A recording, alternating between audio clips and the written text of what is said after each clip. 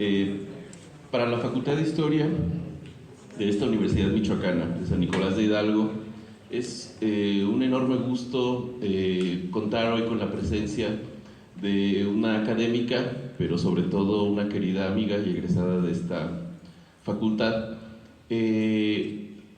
para que nos platique un poco acerca de su experiencia en la investigación, sobre todo porque este es el horario, este es el momento de los seminarios de investigación que están homologados en los horarios, todos tenemos seminarios de investigación, y fue un proyecto largamente proyectado desde ayer, que vino a hacer un trámite administrativo. Entonces aprovechamos para pedirle que impartiese una charla acerca de lo que ella trabaja, que tiene que ver con imágenes, con el periodo virreinal de aquí en Nueva España, y accedió sin más en primera instancia porque, como he dicho, es una egresada de esta facultad, pero sobre todo porque es una querida amiga. Por circunstancias distintas de la vida, un día tomó un avión y se fue a vivir, salió afueras, como dicen aquí, y se fue a vivir a Europa. Entonces regresa de tanto en tanto, pero no habíamos tenido la oportunidad de poder charlar en un ambiente más de corte académico acerca de los trayectos que ha seguido en la investigación. Y normalmente trabajamos poco con imágenes o con pinturas, llama mucho la atención, pero lo hacemos poco.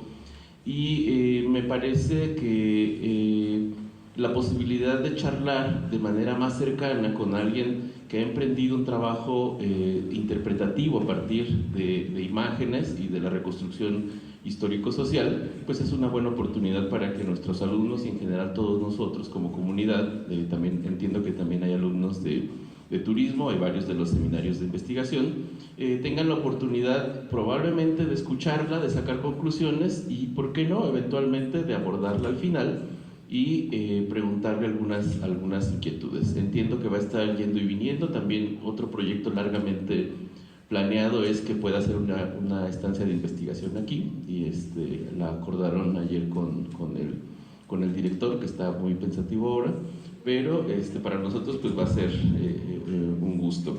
Es un gusto también contar con la presencia del doctor Manuel Chuscalero de Valencia, amigo de la casa también, y es cónyuge además de la doctora Cristina. Me voy a permitir leer una breve semblanza, porque siempre en estas cosas el presentador debe ser breve.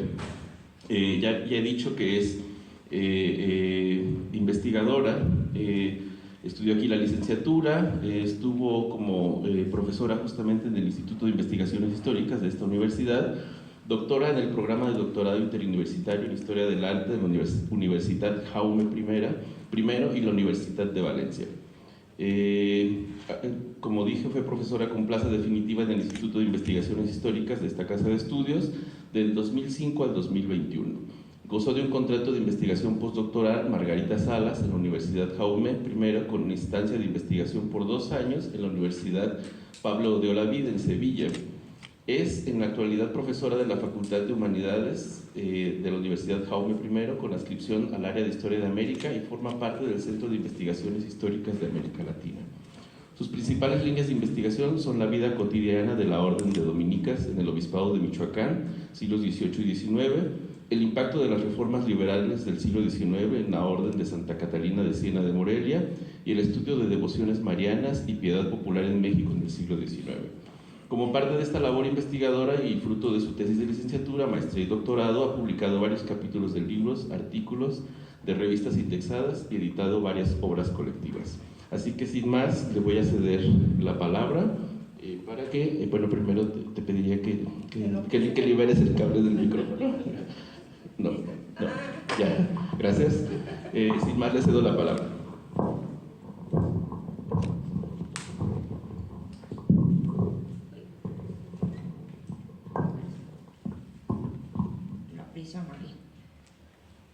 Bueno, para mí es un honor grandísimo estar aquí. Estoy sumamente emocionada cuando el doctor Oriel me lo propuso.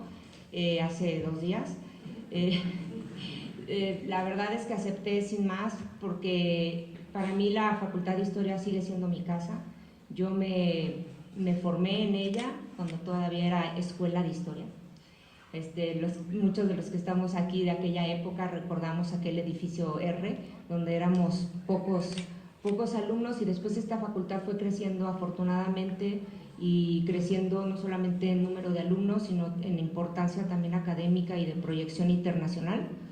Creo que es muy importante platicar con ustedes, chicos, que están en la facultad y en otras licenciaturas, sobre la importancia de desarrollar con gran pasión sus trabajos finales, sus trabajos, ya sea una tesina o una tesis, porque la investigación que ustedes escojan, pues muchas veces los va a acompañar o los acompañará por el resto de su vida.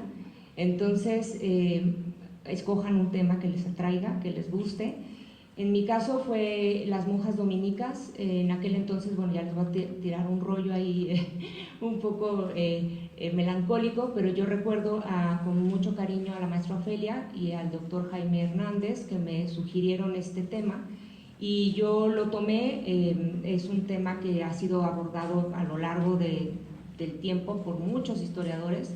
Mi tesis de licenciatura fue precisamente sobre la vida cotidiana y el rol social de este convento, de esta institución femenina, y después en la tesis de maestría ya abordé sobre más aspectos de cómo afectaron las reformas de carácter liberal a esta orden hasta su exclaustración. En el 1863 y 1867 la definitiva, y bueno, todo lo que sucede con ello, ¿no?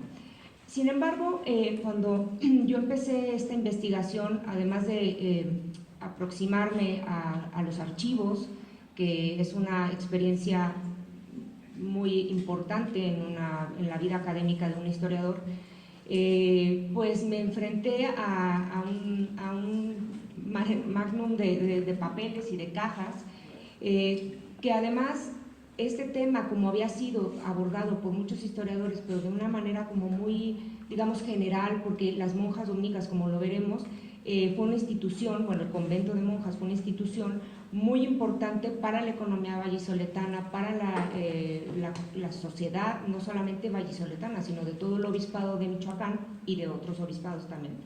Una institución que se consolidó en el 18 de una manera muy fuerte y que significó un peso muy importante, sobre todo en la cuestión económica, de movimiento, que ahorita ya lo veremos, de préstamos, de inyección de capital. Pues obviamente fue abordado por muchos historiadores. Sin embargo, a mí siempre me decían, es que el traslado de las monjas, el traslado de las monjas, y es un cuadro que es muy famoso, que la mayoría de nosotros lo conocemos, que sabemos que está en el Museo Michoacano, que nos habla sobre esta institución, o simplemente decimos las monjas, ¿no?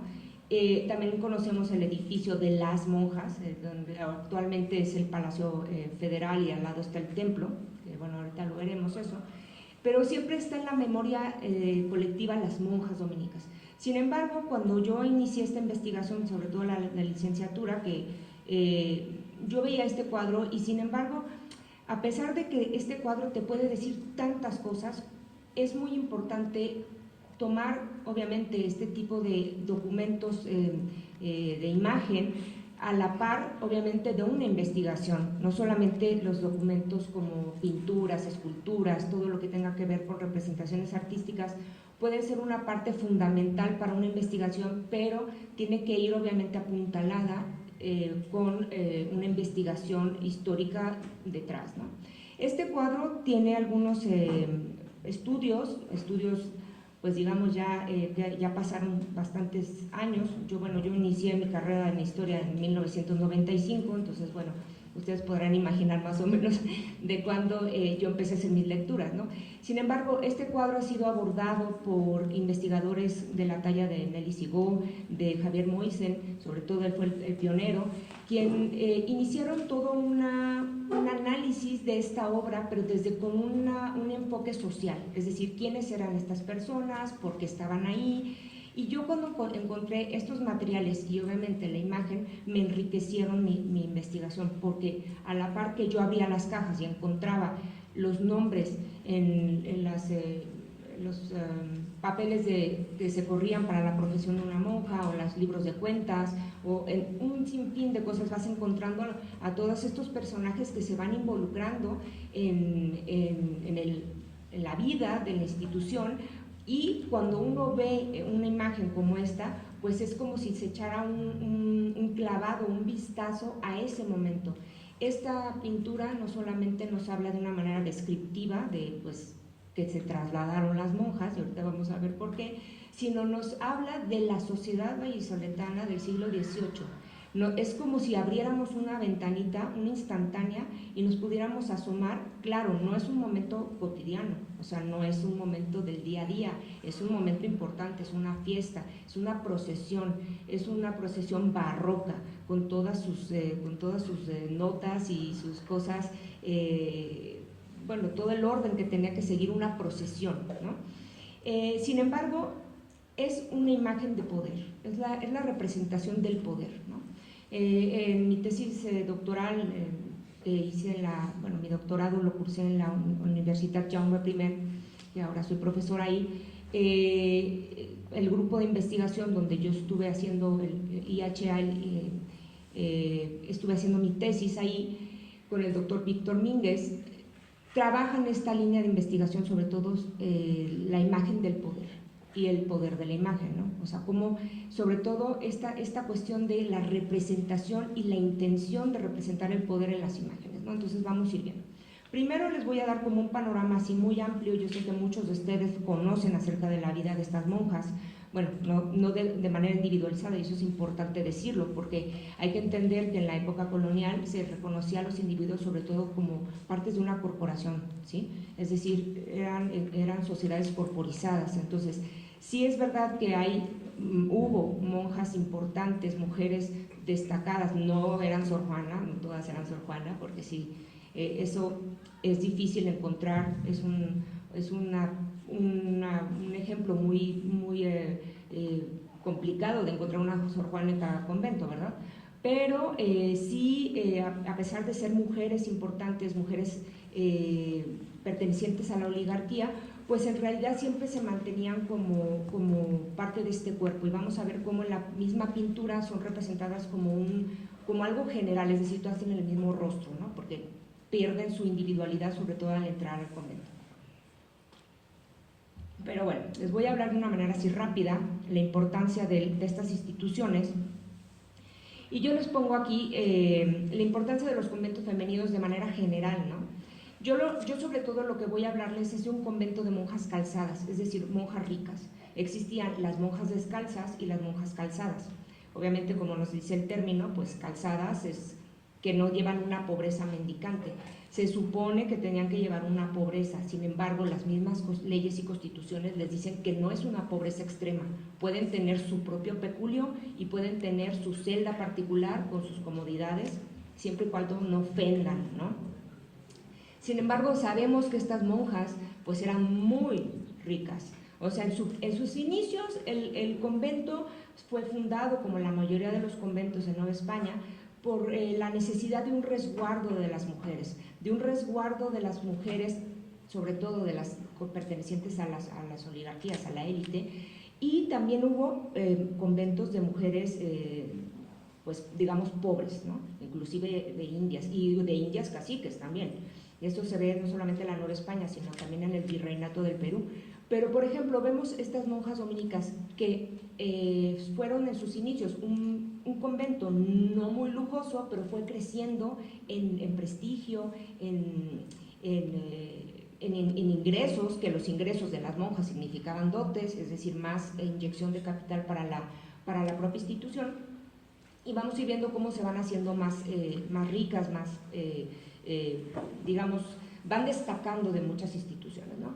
Entonces, ¿qué sucede con estas monjas en la Nueva España? Pues la verdad es que la mayoría de todos los conventos, sean pobres, sean ricas, pues eran estos espacios de seguridad social para las mujeres que no podían ser colocadas en matrimonio, en el caso de las pertenecientes a la élite, y en el caso de las pobres, pues que se resguardaran de las cuestiones de la vida, ¿no?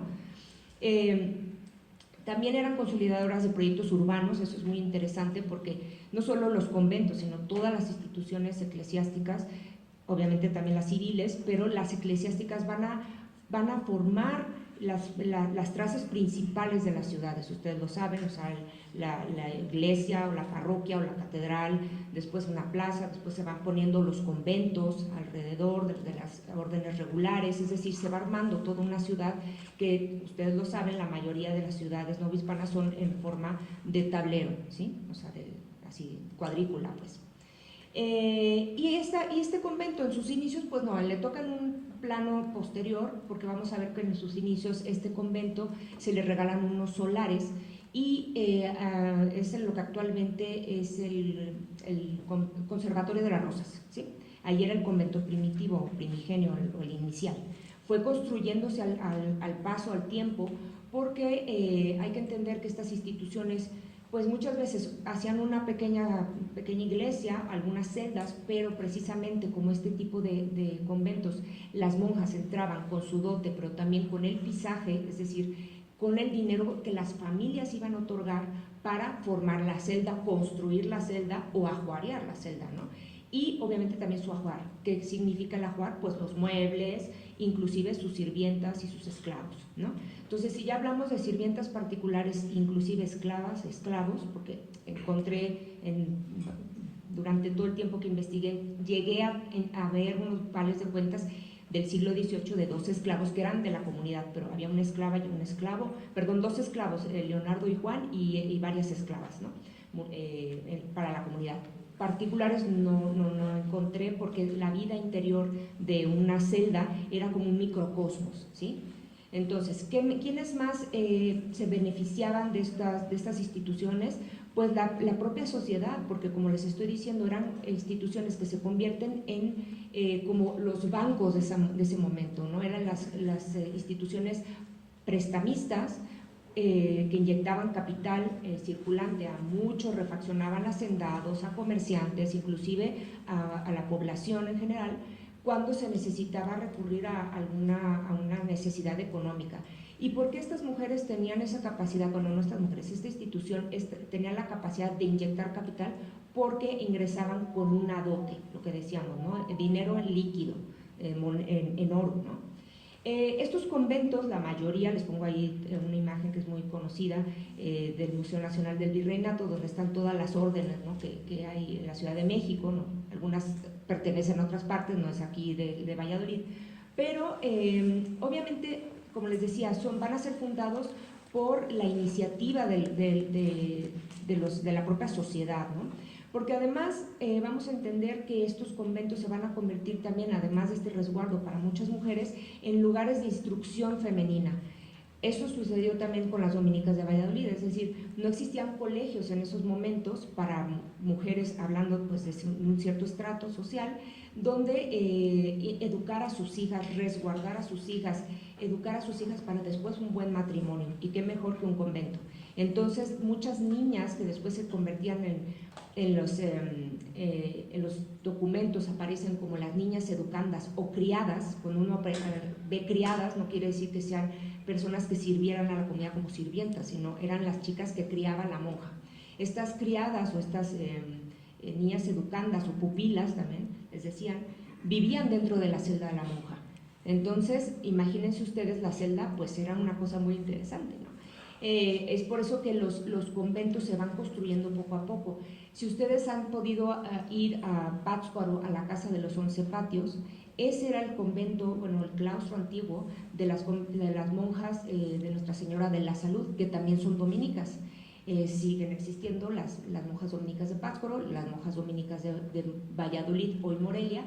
Y si ustedes van a esa casa, que es una forma más, digamos, directa de ver cómo pudieron haber sido esas celdas, esa importancia económica, Un día vayan a Pátzcuaro, revisítenlo. Inclusive hay una parte donde se puede visitar, o sea, es un patio con la más importante, un patio con una fuente, y luego a un lado hay una tina, que es así una cosa barroca impresionante. Ese patio no era el convento solo, era una celda del convento.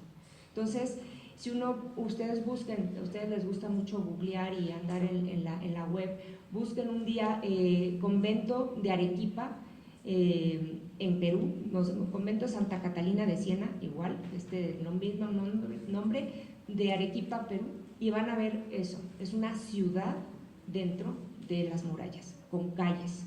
Entonces, claro, el convento de monjas dominicas de Valladolid no llegó a ser tan digamos, individualizado, que fueran así como pequeñas casitas como en el caso de Arequipa, pero sí es verdad que empiezan a crecer. ¿Qué sucede? Que estas mujeres que entran en estos conventos, como ya les decía, pues eran mujeres que no podían ser muchas veces colocadas en matrimonio. ¿Por qué?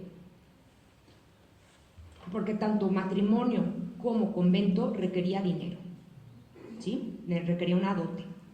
Entonces, ¿qué sucede? Que las familias, yo no puedo asegurar que los matrimonios hayan sido todos arreglados y sin amor y que no se casan, no, pero eso es una cosa muy especular sobre cosas que no podemos averiguar en los documentos, ¿no? Pero lo que sí es verdad es que los matrimonios pues obviamente correspondían a una realidad de alianzas matrimoniales que pudieran o sea, que permitieran la permanencia de la riqueza de la familia y acrecentarla, ¿no? Sus matrimonios convenientes muchas veces inclusive casaban a las hijas con personas venidas de la península, es decir, españoles que a lo mejor no eran muy bien avenidos en cuestiones económicas, pero eran españoles de sangre, entonces podían limpiar su linaje, limpiar su sangre. Porque en estos conventos de monjas calzadas se requería no solamente el dinero, sino también se requería ser pura de sangre, es decir, ser española. Que ahí ya no nos vamos a meter en Honduras, porque sabemos que muchas veces los libros parroquiales registraban diciendo que era español y era más mulato que nada, ¿verdad? Pero bueno, pensando que los párrocos todo lo hacían de una manera muy, bueno, y además eran los ojos del párroco, entonces imagínense, que lo hacían de una manera muy minuciosa. Cuando la monja o la chica, no la monja, la chica, la postulante llegaba a hacer correr sus amonestaciones, todo lo que eran los documentos, tenía que entregar su certificado de pureza de sangre, que obviamente eso se puede ver en los expedientes, donde decía es hija de tal persona y de madre de tal persona, que son hijos a su vez, españoles puros, bueno, ese era cómo demostraban ellos su pureza, ¿no? Sin embargo, como ustedes saben, muchas veces la mezcla racial se podía limpiar, o sea, si tenías ahí como una mácula, es decir, una mancha, pues después si tenías descendencia con uno que venía de inmaculado de la península, se podía como revertir un poco esto, ¿no? Bueno, ahora, estas mujeres, pues si no las podían casar en un matrimonio bien habido, pues decían, las meto a un convento, ¿no? ¿Y por qué? Porque el convento también significaba una alianza con la familia, una alianza económica y social y de prestigio, ¿no? Porque muchas de estas mujeres entraban con la dote y ya la dote estaba comprometida para la misma familia. O sea, hay entradas, o bueno, todo lo que es el expediente de profesión, donde dice la dote empezó en 2,000 pesos y acabó en 4,000 en el siglo XVIII, ¿no? Decían sí que están ya como apalabrados con el papá de la misma postulante, ¿no? Y en fin, es decir, era una forma también de que la familia se sirviera de estas alianzas. Ahora, como les decía yo, esta fundación de este convento va a llegar precisamente en un momento súper importante para Valladolid, porque es cuando se traslada la capital de Pátzcuaro a Valladolid y está esta pugna y esta consolidación de este proyecto. Estas instituciones como el convento de las monjas dominicas van a significar como apuntalar este nuevo proyecto de ciudad española, de ciudad en todo sentido, y en 1595 se funda el convento, bueno, desde el 90 ya empieza por el obispo Fray Juan de Medina. Muchos obispos van a estar muy involucrados en este proyecto de las dominicas. Y ustedes me van a decir, ¿pero qué tiene que ver el obispo con las monjas? Si las monjas son el clero regular, es decir, no son, o sea, deberían de estar bajo el mando de los dominicos, ¿no? Pues sucede, como muchos de ustedes lo saben, que las fundaciones de las órdenes femeninas quedaban bajo la tutela o el resguardo por fundación del clero secular. Entonces obedecían y obedecen al clero secular hasta el día de hoy, es decir, al obispo y todas las dignidades y los poderes del cabildo, ¿no? Si está el sede vacante, etc.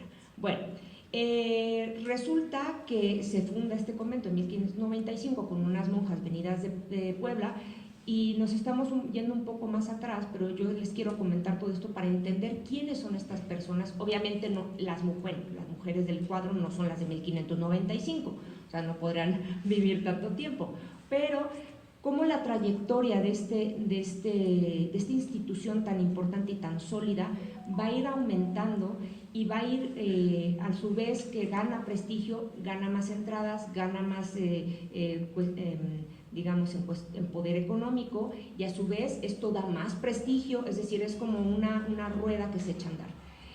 Lo que sucede con la orden de dominicas es que en 1595, hablando en toda la Nueva España, se funda en Valladolid el de Santa Catalina de Siena, y como ya les decía, en 1747 se funda el de Nuestra Señora de la Salud, Inmaculada de la Salud, en Pátzcuaro. Es decir, la presencia de las dominicas en lo que va a ser el obispado de Michoacán va a ser fuerte, y sobre todo el de Santa Catalina de Siena, porque el de Pátzcuaro va a ser como, digamos, como un convento que va después del traslado de las propias monjas, el cuadro de lo que se trata. Pero lo importante del convento de Santa Catalina de Siena es que fue el convento femenino, único convento femenino que existió durante el 16, 17 y pedacito del 18 en gran parte del obispado de Michoacán. Entonces, pensar que era el único convento de monjas calzadas, claro, que existía en este lugar, bueno, todo el obispado, que te lo voy a poner un mapa, pues habla de cuántas mujeres pudieron tener el interés de ingresar a esta orden, ¿no? Y obviamente que las dotes pues eran como les digo, fueron aumentando de 2,000 a 3,000 o 4,000, pero muchas veces también depende a qué convento te querías meter. Obviamente los conventos más lujosos de la Ciudad de México, me imagino que las dotes eran mucho más altas también, ¿no? Bueno, lo que les decía, bueno, ya les comentaba yo, es que son instituciones también de instrucción, que son estas instituciones que juegan un papel importante en la consolidación de las ciudades, ¿no? en el ámbito urbano. Y en la cuestión del siglo, dejando un poco el convento primigenio y trasladándonos ya, antes de que hablemos del traslado propiamente, del día del traslado, el convento nuevo, el convento del siglo XVIII, lo que va a suceder también es que va a dejar de ser en la parte posterior, es decir, en las calles no principales. En el momento del 18 ya ha ganado ese prestigio esta institución, entonces se tiene que poner en las calles principales y se tiene que hacer un convento súper lujoso, a todo lujo. Y también el propio convento marca parte marca el trayecto de la calle real, ¿no? Entonces vamos a ver, bueno, ya les decía, bueno, aquí está un mapa, muchos de ustedes lo conocen, del obispado de Michoacán, de los obispados, de las divisiones de los obispados. Si vemos aquí, pues imagínense el tamaño del obispado de Michoacán. Entonces, si uno piensa que muchos siglos fue la única institución de calzadas en toda esta parte del obispado, pues nos puede hablar de esa demanda que pudo haber habido que hubo en este convento, ¿no? Entonces, como les decía, este convento empieza el original, no el original, el primigenio, en el siglo XVII. Ya había crecido de tal manera las personas que vivían a su interior que ya no daba abasto, porque el mismo terreno ya no podían seguir creciendo, ya no podían seguir expandiéndose. Entonces, pues se inicia pues todo un proyecto de traslado, de construcción, bueno, más bien de construcción, de compra de los solares, de ver quién va a ser el arquitecto o los arquitectos. Tarda 18 años la construcción del convento, o sea, no es súper rápido, nos cambiamos en 3 años, ya estamos ahí. Tarda mucho tiempo, hay muchas anécdotas que yo localicé en el archivo en Casa de Morelos, y algo en Catedral, sobre las cuentas, sobre todo. Las cuentas, el dinero que se tuvo que pagar para hacer todo este convento, que obviamente surgió de las dotes que había en las cajas de las 3 arcas. También el clero secular puso una parte, pero sobre todo de las rentas, es decir, las monjas. Me van a preguntar, y bueno, ¿y por qué eran importantes como inyectoras de capital? Les decía yo, entra la dote a la caja de las 3 llaves o las arcas, y de ahí inmediatamente se presta el dinero en todas las figuras del préstamo del crédito, las figuras del crédito novohispano, que son complicadas. No nos vamos a meter ahorita en eso. ¿Y qué les interesaba a las monjas, bueno, a la institución? ¿Qué les interesaba? Que les pagaran sus réditos, es decir, sus rentas. A ellas no les interesaba que les regresaran el dinero, o sea, yo no te presto el dinero para que me lo regreses como actualmente lo hacemos, ¿no? O sea, me das los intereses, pero me regresas a tanto tiempo el dinero, ¿no? Completo. No, ellas podían pasar generaciones y generaciones y generaciones, porque a ellas lo que les interesaba era la renta, es decir, el rédito anual. Y esas rentas, muchas de esas rentas se invirtieron en el nuevo convento. Hubo pleitos con el mayordomo, los mayordomos, ya saben, son los que llevan las cuentas. Yo encontré algunos pleitos ahí de que nos están un poco robando, porque las cuentas, la administradora, que es la contadora que está dentro del convento, y el mayordomo tenían que tener esa tenían que hacer la glosa al final de la gestión, y tenía que coincidir, pero la administradora también estaba checando, diciendo, a ver, aquí no me están cuadrando las cuentas. Bueno, unos pleitos muy interesantes, ¿no? Al final de todo, las monjas ya estaban desesperadas, y las familias de las monjas ya estaban desesperadas, porque decían, bueno, ¿cuánto se va a tardar en construir este convento? Porque lo que queremos es que nuestras damas de sociedad, nuestras azucenas, estén en el convento que merecen, ¿no? Bueno, finalmente dejan su convento inicial, obviamente lo que actualmente es el Observatorio de las Rosas y el convento el Templo de las Rosas, que también se le conoce así. Eso se convirtió después en un colegio, el Colegio de las Rosas, de Santa Rosa de Lima, pero, y la fachada también la cambiaron, ¿no? Pero les pongo estas imágenes para que ustedes más o menos ubiquen y tengan esa referencia de dónde habitaron primero estas chicas, ¿no? Estas señoras. Bueno, ahí esas imágenes que ya las conocen. Llega el siglo XVIII, y ¿qué sucede? Por fin, a principios de 1738, el convento ya está formado, ya está listo, acabado con todo. Esta es la imagen que les pongo, es el actual Palacio Federal, junto al Templo de las Monjas. El Palacio Federal no es la fachada que tiene ahorita, esa fachada ya es del siglo XIX, porque posteriormente, ya saben, muchos edificios son reutilizados. Después de la exclaustración en el 1867, este edificio tiene un montón de fines, hasta cárcel y cuartel y un montón de cosas, hasta que es utilizado durante la gestión del obispo Ignacio Arciga Ruiz de Chávez, y lo convierten en el Colegio Teresiano, y esa es la fachada actual. Entonces, muchas veces cuando uno ve esa fachada, piensa que ese era el convento de las monjas. En realidad, el claustro de las monjas, es decir, donde vivían ellas, no era exactamente colindante con la calle Real, era más atrás. Y o sea, lo que era todo el solar, todo el predio de la institución, llegaba Serapio Rendón como unas 2-3 cuadras hacia las Tarascas.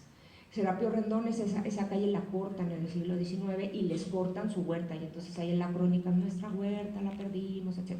Bueno, les tiro ahí un poco de rollo para que ustedes se ubiquen, y cuando vayan por la Madero sepan, mira, aquí es donde vivían las monjas, pero esta fachada es más nueva, ¿no? Bueno, ¿qué sucede? Las monjas ya están listos su convento, Y hay que entender que estas mujeres además tenían lazos muy importantes con el clero catedralicio, es decir, las dignidades catedralicias, la gente más importante de la jerarquía eclesiástica del obispado de Michoacán, muchas de ellas eran sus hermanas, sus parientes, sus tías, y podemos pensar, yo no aseguro nada porque no hay nada que me dé una fe de que sea así, pero igual pudo haber habido inclusive hijas expósitas o hijas de algún clérigo, ¿no?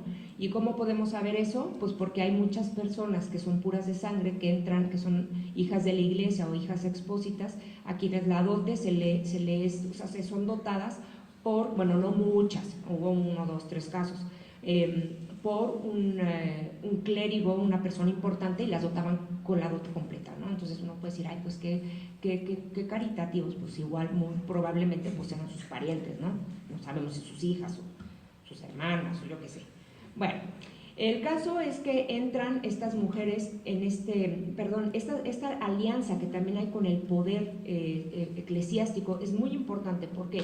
Porque hay que recordar que en el siglo XVIII hay un proyecto, que eso lo explica muy bien Óscar Macín en su libro del Cabildo Catedral, donde nos explica ese proyecto que tiene el clero secular para ese aglutinamiento del poder y ese rescate del poder por parte del clero secular, y como medio, pues sí, debilitar un poco el poder del clero regular, que había sido tan fuerte en la sociedad novohispana y de los demás virreinatos, debido a que el clero regular, las órdenes regulares, son las que van a estar en más interacción con la sociedad desde la evangelización, y son las que van a estar inicialmente en muchas ciudades, pueblos, etc. Bueno, en el 18 el clero secular tiene ese proyecto, y parte de ese proyecto pues también es el reacomodo, es también esta construcción de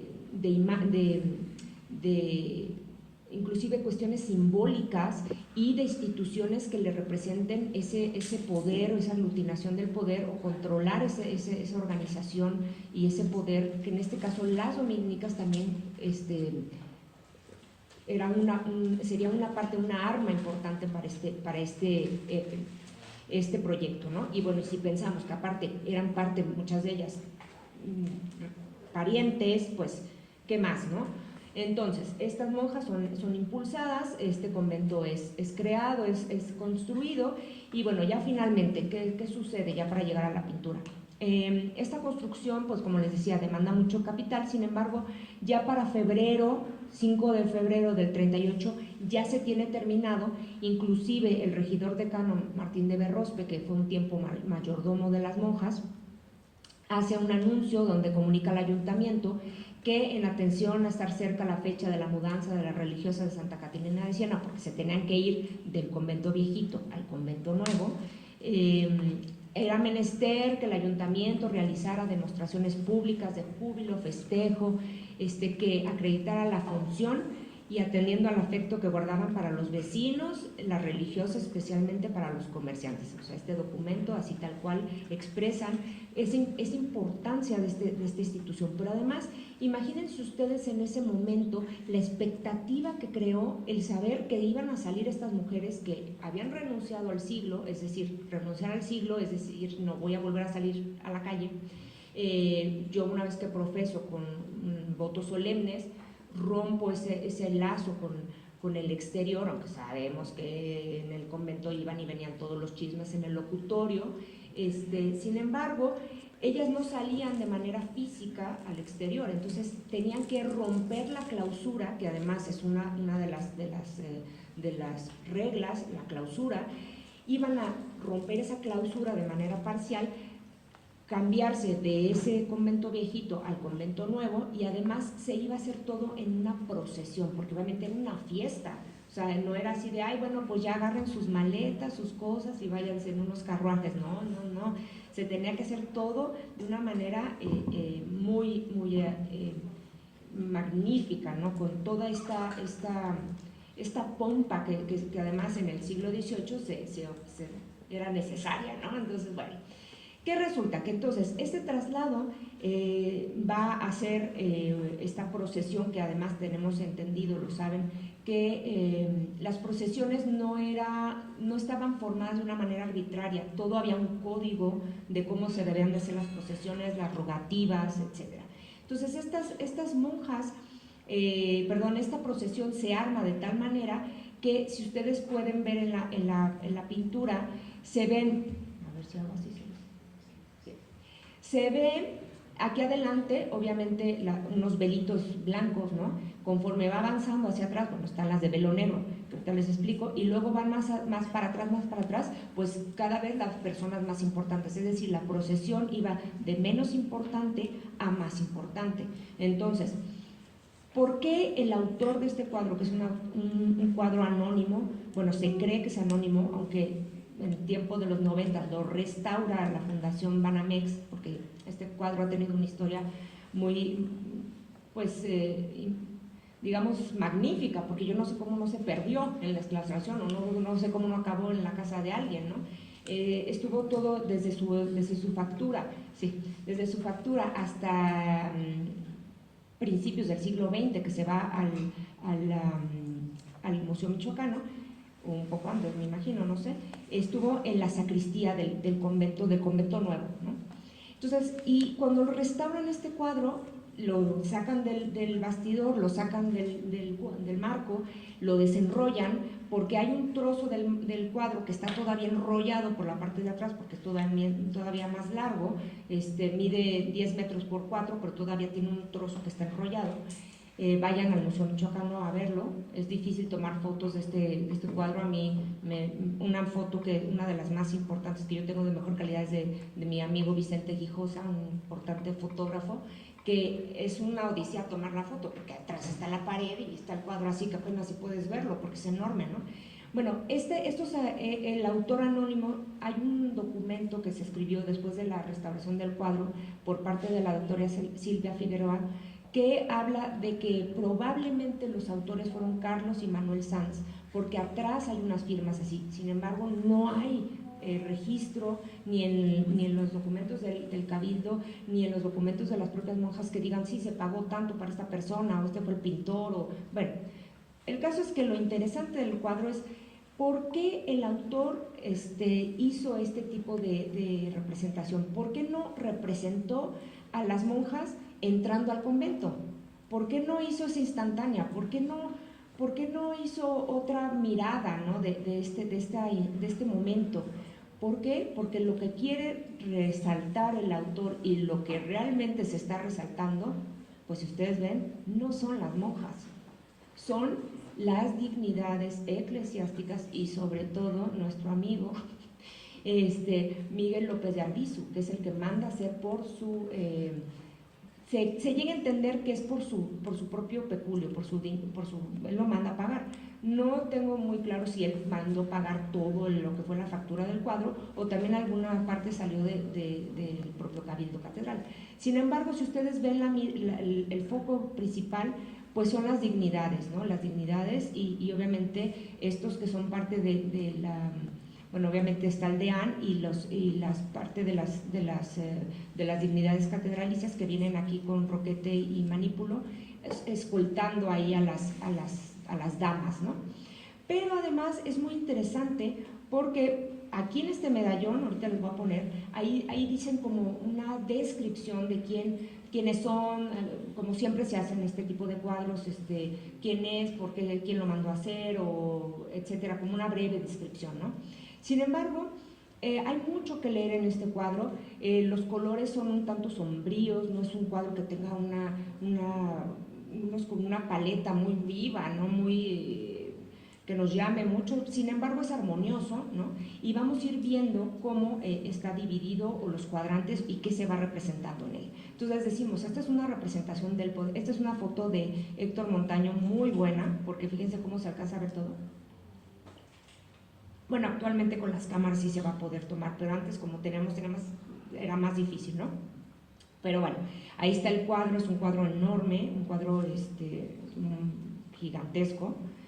Si se fijan, aquí está el medallón. Este medalloncito, que donde se da la descripción, dice, trasladándose a este convento nuevo, si ven esas faltas de ortografía, ustedes ya saben que los documentos antiguos no guardaban la ortografía que tenemos en la actualidad. Entonces, trasladándose a este convento nuevo religiosas y dejaron el antiguo el día 3 de mayo de 1738, sobre tarde, después de 148 años de su factura en esta ciudad. Gobernado en la iglesia de nuestro Santo Padre Clemente XII, la monarquía de nuestro rey, señor don Felipe V, de esta nueva España, luego el excelentísimo señor don Juan de Bizarrón, arzobispo de México, esta provincia, el gobernador Fermín de Garagorri, este obispado, la sede vacante, porque se había muerto el obispo Escalona y Calatayud. Entonces, el principal, el que asume el poder, pues es el deán, y en este caso era don Mateo de Híjar e Espinosa, aquí nomás le ponen Espinosa, la priora del convento Sor Teresa de Santa Inés, el vicario el señor magistral don Juan Ubaldo de Anguita, el chantre provisor y vicario señor general don Miguel Romero López de Arbizu, que dice, y a cuya devoción y expensas se coloca esta memoria el 1 de noviembre de 1738. El cuadro lo mandan a hacer y en noviembre del 38 lo colocan ya ahí en su convento nuevo, ¿no? Ahora, esto yo que les voy a mostrar, este cuadro está dividido en dos partes, es decir, si ustedes ven, tenemos la parte como donde están los actores, ¿no? Bueno, no todos los actores, sino esta parte donde viene la comitiva, etcétera, y luego esta parte superior donde está, pues, estos elementos arquitectónicos, ¿no? Y también dentro de este elemento superior tenemos a el Cristo de la Preciosa Sangre, que es un Cristo muy famoso, muy importante en la época sobre todo del 16 y el 17, porque también ahí vamos a ver, si alcanzo, que el Cristo de la Preciosa Sangre después es sustituido por el Cristo de la Sacristía, y muchas veces confunden a este Cristo con el del Cristo de las monjas, con el Cristo de la Sacristía, porque creían que era el mismo, que se lo habían quitado a las monjas y se lo habían llevado a la sacristía. Pero ahí es donde también podemos ver esa reafirmación del poder del cabildo, esa cambio de imágenes devocionales hacia aglutinar hasta el poder devocional en manos del cabildo catedral, ¿no? Como este Cristo que antes era sacado en rogativa cuando había pestes, inundaciones y todo, es sustituido por el Cristo de la sacristía, y entonces ahora era el que salía en rogativa, ¿no? Pero bueno, ahí va el Cristo, actualmente el Cristo está con las monjas, ahorita lo van a ver, y en la entrada del convento podemos ver a las órdenes que existían en la ciudad, que a continuación se las describo. Entonces tenemos estos dos planos. Después tenemos como tres grandes bloques donde está por un lado las dignidades tanto eclesiásticas como los miembros del cabildo civil, que eso es muy interesante porque los miembros del ayuntamiento van cargando el palio, los palitos del palio, es decir, el techito que tiene que ir obviamente la custodia, el cuerpo de Cristo, la hostia consagrada tiene que ir bajo palio, pero ellos van portando el palio, ¿no? Pero como que la perspectiva no nos dice muy bien si los que están abajo del palio son las dignidades eclesiásticas o los del ayuntamiento, o sea, como que está así de, bueno, pues sí, pero mejor lo dejamos así como medio ambiguo para que no se sientan ninguna de las dos, ¿no? Después tenemos en la parte, digamos, del medio, la parte más ancha o más amplia, a las las monjas de consejo, es decir, tanto la priora, o sea, es Santa Teresa de Inés de Santa Teresa, la subpriora y las madres de consejo, es decir, el gobierno del convento, ¿no? Ya las otras, pues ahí van su cabeza por atrás, ¿no? Ahora, si uno se acerca a la pintura, se puede dar cuenta de que la cara de las monjas es la misma, o sea, tienen el mismo rostro. ¿Por qué? Porque ellas están muertas para el siglo, ellas no pueden mostrar su rostro y van veladas, ¿no? Entonces, bueno, ahí van ellas muy guardando su anonimato, ¿no? Después van escoltadas, como les digo, por estas dignidades y van en esta procesión que además va, lo que decíamos, de menor importancia a mayor importancia. ¿Quiénes están entrando ya al convento? Pues primero empezaba por las novicias, después las que llevaban velo blanco, después las hermanas legas, que son monjas profesas, pero que no tienen la misma categoría que las monjas de velo negro, es decir, por algo no tenían la dote, o no tenían pureza de sangre, o X, era como una forma de entrar al convento que se les permitía, pero como de otra categoría, ¿no? Entonces están las hermanas legas, y después viene ya las monjas de velo negro o monjas de coro, ¿no? Y bueno, ya después el gobierno, ¿no?, de ellas. Ahora, es muy interesante también ver en esta parte, estas partes de aquí abajo, que ahorita se las voy a mostrar. Bueno, aquí ya les dije esto, aquí están las madres y las dignidades aquí flanqueando, el deán que está portando el cuerpo de Cristo, los representantes del ayuntamiento. Pero también tenemos, antes de que les explique acerca de los indios, tenemos a los espectadores. Hay que entender que aquí tenemos espectadores dentro de los actores, porque los actores pues son los que van en la procesión, y tenemos unos espectadores ahí subidos en esas construcciones, y acá también, por acá también se ven unos.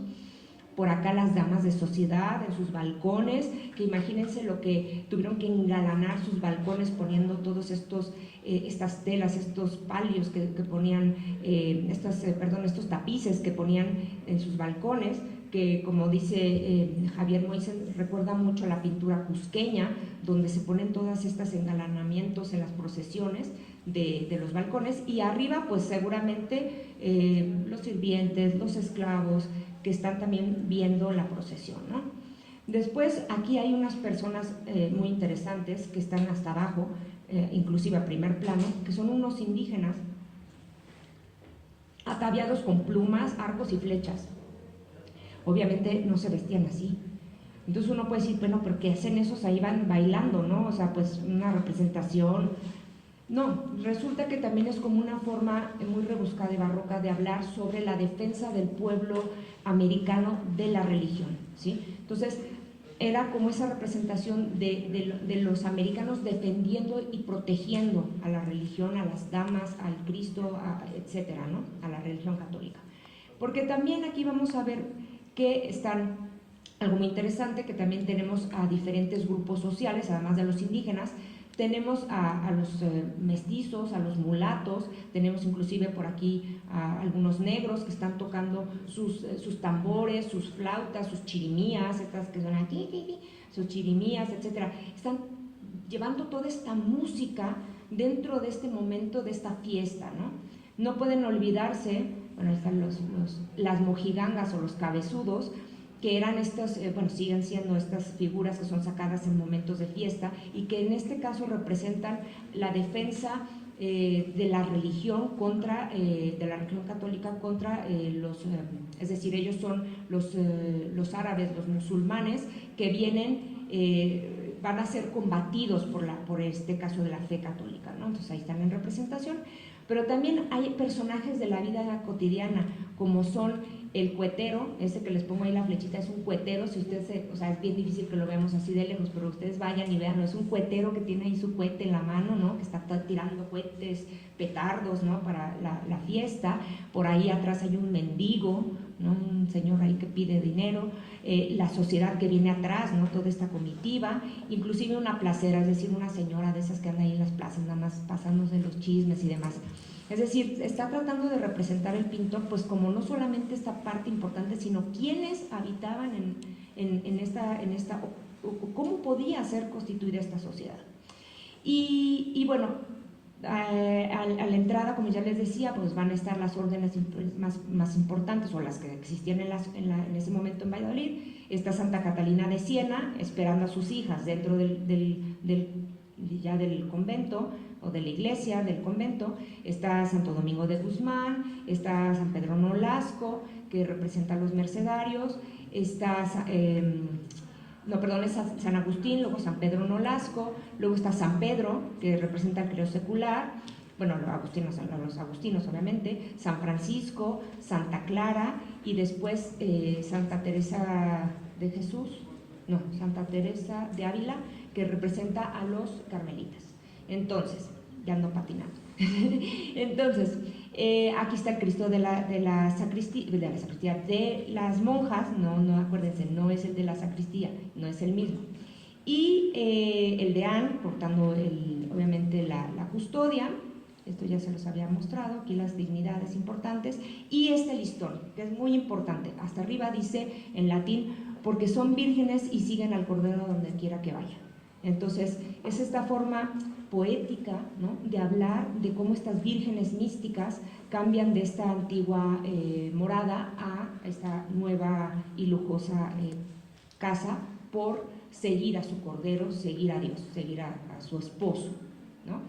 Y pues nada más para terminar, pues reitero que pues esta es una instantánea sobre este momento, pero más que sobre el momento, nos habla sobre quiénes eran las personas que ostentaban el poder en ese momento, porque además estas mujeres pues también eran la representación de la oligarquía vallisoletana, y obviamente pues como yo se los comentaba, pues las dignidades que ahí están inclusive hasta como peleando el primer plano en importancia para figurar en este momento, ¿no? Y bueno, pues por mi parte es todo. Les doy las gracias por su amable y su asistencia y que fueron tuvieron mucha paciencia porque yo me extiendo siempre mucho. Y en este caso les pongo ahí una fotografía de las monjas dominicas actualmente. Bueno, actualmente ya aquí esta madre que está aquí es Sor Imelda, que fue la madre con la que yo tuve muchísimo contacto, ya murió el año pasado. Es una foto de hace unos pocos años. Y aquí tenemos el Cristo que les decía, el Cristo de las monjas, sigue estando con las dominicas allá arriba en Santa María, en su convento. Y pues nada, para mí ha sido un gustazo estar con ustedes y quedo a su disposición para algún comentario, pregunta, lo que guste.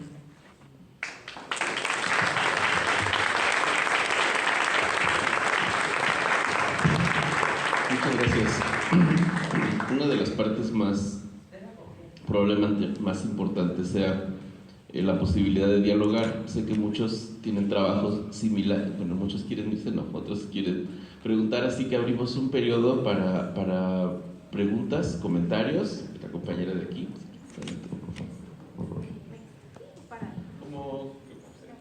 ¿Con qué se escuche? Bueno, primero que nada, buenos días. Segundo, muy bonito trabajo, la realidad. Yo estoy trabajando justamente órdenes religiosas. Trabajo en la orden de las Hermanas Pobres y Siervas del Sagrado Corazón de Jesús. Lo que pasa es que quisiera ver si me podía recomendar algunas lecturas para poder iniciar, porque ahorita estoy empezando a trabajar sobre las órdenes religiosas femeninas y su llegada a la Nueva España. ¿Qué lecturas me podría recomendar? Pues mira, yo creo que primero que nada, voy a cantar. Primero que nada, bueno, los textos clásicos de Josefina Muriel, Asunción Labrín. También te recomiendo ampliamente a Rosalba Loreto, que es una excelente investigadora. Y bueno, en la actualidad hay muchos otros trabajos que se han ido desarrollando acerca de esta importante tema, ¿no?, que son los conventos femeninos. Y sobre las siervas, si no recuerdo mal, hay una tesis, creo que hay una tesis en el Instituto de Investigaciones Históricas, creo recordar, pero la orden de las siervas ya es del 19, ¿no? Sí, porque en el 19 llegan muchas órdenes no contemplativas, porque eso yo les digo, las monjas dominicas son monjas contemplativas, no son órdenes activas, es decir, que no están en contacto con la sociedad. Pero en el 19 hay una gran iniciativa por traer muchas órdenes europeas de vida activa, que le llaman, es decir, para hospitales, colegios, todas estas instituciones que van a encajar más con la forma de vida y pensar de una sociedad decimonónica. Es decir, ya las monjas de carácter contemplativo ya en esos momentos eran vistas como obsoletas, ¿no? Entonces, pero no sé, déjame pensar qué otra lectura te pudiera recomendar, y si quieres ahorita al finalizar me das tu mail y yo te envío, ¿sí? ¿Alguien más?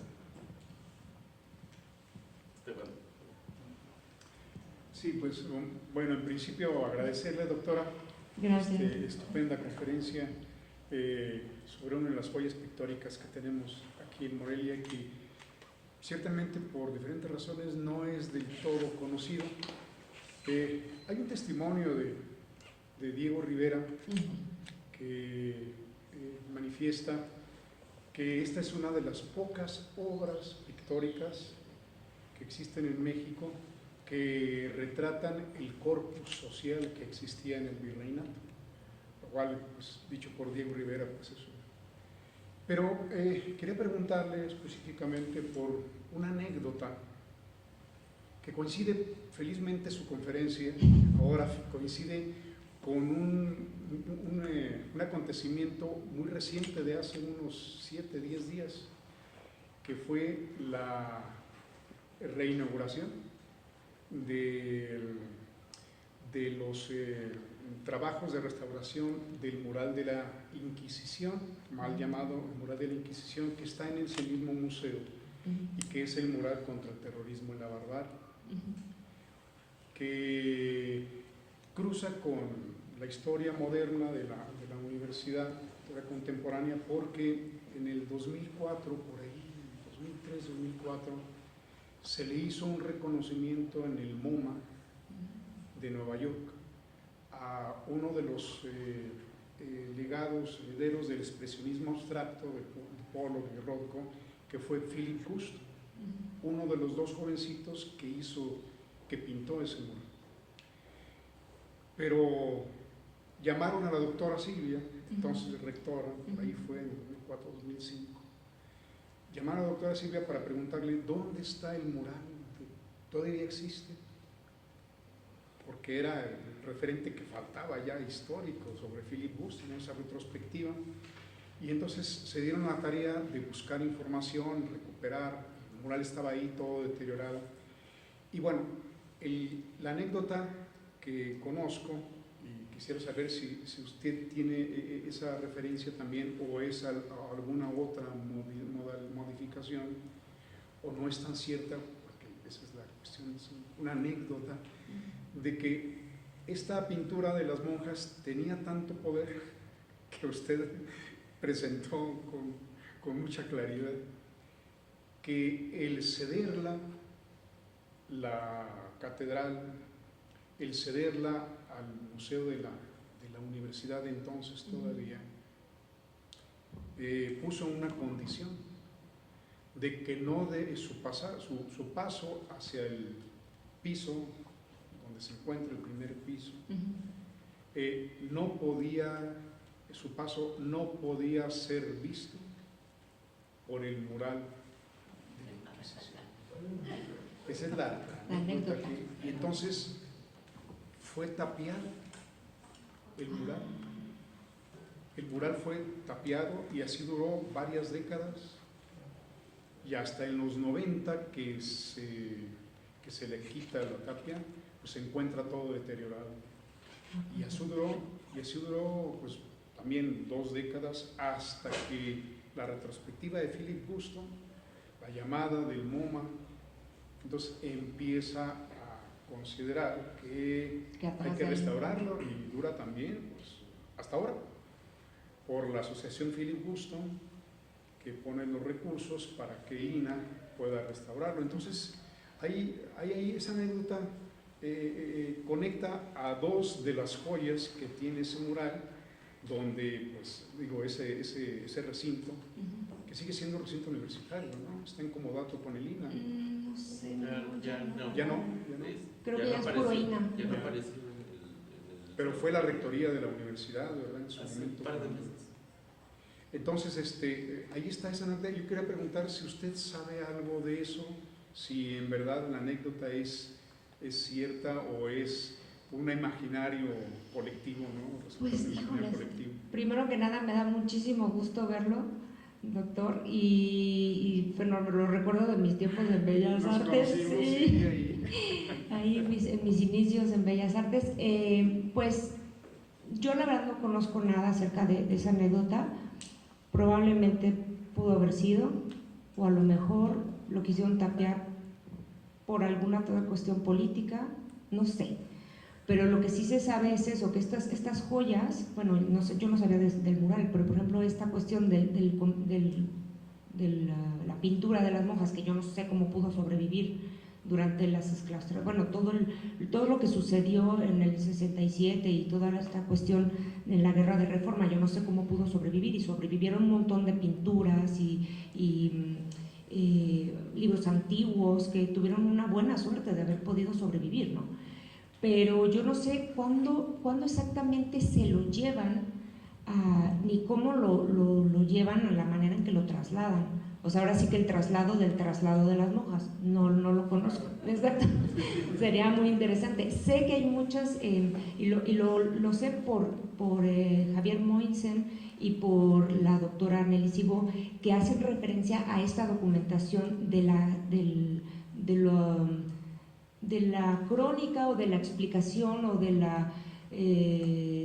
los documentos que se han encontrado sobre la opinión de Diego Rivera y de otras personas que a lo largo del tiempo fueron escribiendo acerca de la existencia de ese cuadro, pero no sé realmente el traslado del traslado, no, ahí sí se la voy a deber, como dicen aquí. Y pues muchas gracias. ¿Alguien más?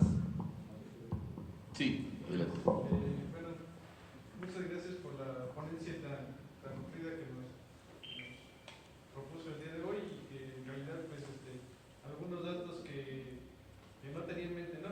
Y uno de ellos pues va a mi pregunta, que es al principio comentaba que había órdenes religiosas, congregaciones para diferentes pues, sectores de la población, ¿no? Entonces la pregunta que teníamos era de qué congregaciones o qué órdenes religiosas aceptaban a mujeres indígenas, y sobre todo ese tipo de mujeres pues que eran consideradas. Pues mira, primero hay que saber que dentro de los propios indígenas, ustedes mucho lo deben de saber, que también hay nobleza indígena. Entonces también dependía qué indígenas, si fueran nobles indígenas había conventos, no te puedo decir así de memoria porque Josefina Muriel, váyanse a Josefina Muriel y ahí se pueden leer todos los conventos de mujeres caciques, ¿no? Pero sí es verdad que hay conventos, por ejemplo el de capuchinas, aquí, de Nuestra Señora de Cosamaloapan, donde sacas creo que las licencias de manejar, ¿no? Bueno, ¿dónde es capuchinas? Ahí. Bueno, ese era un convento de mujeres, o sea, de mujeres descalzas, es decir, de mujeres que no eran ni pertenecientes a la oligarquía, ni que fueran puras de sangre, es decir, digamos, no tan favorecidas, ¿no? En esos momentos, digamos. Y de indias caciques yo no conozco, aquí en lo que es el obispado de Michoacán, pero en otros obispados claro que había, ¿no? Hay que recordar que también la nobleza pues se mantuvo, la nobleza indígena, y tuvo también privilegios, ¿no? Entonces, yo creo que si quieres saber más acerca de esto, podrías ir sobre todo a Josefina Muriel, ahí son es un librote así bien gordo, donde viene todo de una manera muy puntual, qué conventos, cuándo se fundaron, de qué órdenes, todo. Entonces seguramente ahí podrás encontrar el dato. ¿Alguien más? Sí, adelante. Bueno, pues felicitar la manera en la que fue expuesto, me parece que es una manera muy digerible de hacerlo, un tema tan complejo y tan enrevesado como usted mismo nos lo comentó. Me queda muy claro esta idea ahorita que andamos los de octavo, ¿verdad?, en el proceso de analizar documentos, recopilar fuentes, todo eso, que los cuadros y que las fotografías son una fuente histórica, aparte son un documento que nos puede brindar información precisa, concreta de la realidad social de un momento determinado. Me parece que pues el rigor, el valor metodológico de la investigación pues está en lo que nos demostró que se puede hacer, rastrear precisamente qué personajes están en la obra y de esa manera pues narrar una historia que se basa en el arte. Me parece que nos queda muy claro ahí la importancia del arte para la historia. Pues sí, no sé tu nombre, ¿cómo te llamas? Brian. Pues acabas de decir algo súper importante que fue lo primero que yo les comenté. las pinturas, las esculturas, todo el arte es parte de la, o sea, por eso es que hay una materia, no sé, ahora ya no sé cómo se llama, pero es historia social del arte, porque es un reflejo de la sociedad y que tiene una intención. O sea, muchas veces no puedes tomar una pintura y solamente hacer una descripción gráfica, ¿no? Pues está esto, los colores, esto, el punto de fuga, bla, bla. Hay que también saber la intención. O sea, digo, es importante un análisis estético, pero también la intención de esa pintura y qué fotografía, qué quiso representar el que tomó la fotografía o por qué tomó esa fotografía, ¿no? O sea, no es solamente lo que ves, sino que hay muchas cosas que hay también detrás. Y eso no solamente sirve para poner fotitos en la tesis, o sea, de, ay, mira, pues voy a poner esta para que se vea bonita la tesis, aquí le pongo esta fotito. No, acuérdense que las fotografías, las pinturas, los libros antiguos, yo qué sé, todas las expresiones artísticas son importantes para el objeto de estudio, ¿no? Si es que encuentran alguna fuente de arte que esté involucrado con su objeto de estudio, ¿no? Gracias. Bien, para ir cerrando, dice Philippe Dubois, a propósito de la fotografía, pero creo que aplica, que las imágenes son esencialmente mudas, enigmáticas, tontas dirían algunos, no dicen nada, no muestran nada, son los signos vacíos. Ese es un panorama pesimista. El asunto es que somos los historiadores, en este caso, historiadores del arte, los que los obligamos a platicar. Así que no me resta más que agradecer a la doctora Cristina Fonseca, gracias amiga, de vuelta a tu casa, y entregarle un reconocimiento por la charla de hoy.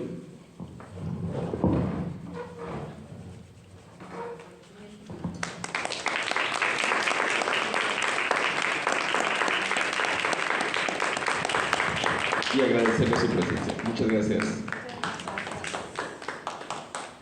Supongo que la querrán abordar al salir, entonces vamos a apurar el término, ¿vale?